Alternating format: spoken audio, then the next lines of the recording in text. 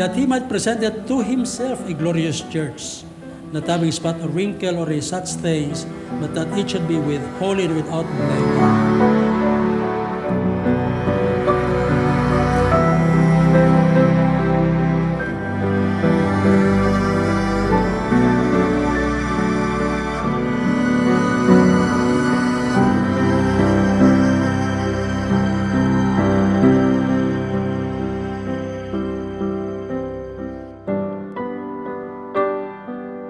Kaya yung ating panindigan para itaguin ng pamilya ay gawin natin kahit anong mangyari.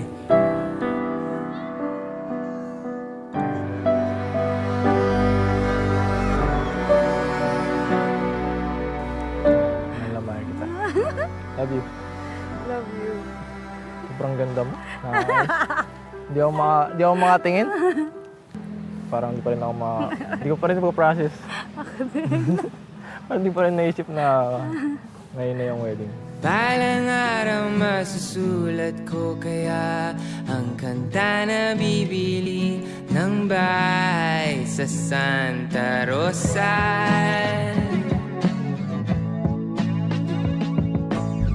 Maglalagay ako ng 7-Eleven Ito, kapitan mo! kahit ayaw kong maging kapitalista. Ulitin lang sa ito Bibili ako ng kotse kasi sabi mo bawal ang magmotor. Nakakagigil kayo eh. Pero ang totoo, bali na ako.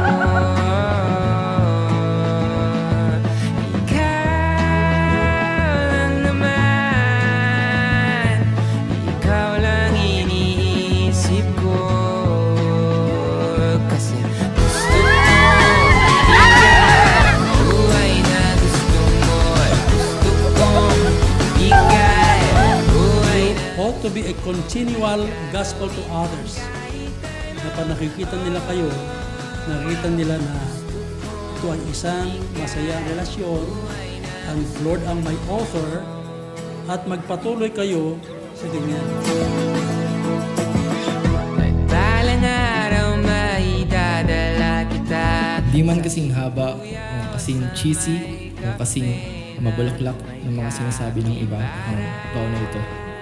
Pero ito ay bukal at totoo sa aking puso. Mahal na mahal kita at mas lalo kitang mamahalin. Magiging tapat, pangangalagaan at ibibigay ko ang best ko upang maging good husband and leader. Pero ang totoo, Pinapangako kong ibibigay ko ang buong suporta ko sa iyo. Aalalayan, iintindihin at mamahalin kita. I promise to love you with faithfulness, gentleness, and humility with submission to your leadership. Ito ay sa biyaya lamang talaga ng Panginoon. gusto kong ikaw, buhay na gusto mo. Gusto kong ikaw, buhay na gusto mo. At gagawin ko kahit ano. Gusto kong ikaw, buhay na gusto mo. Ako'y natutuwa dahil pagkasa na proud ako sa iyo. At glory to God na ikaw ay naging anak namin.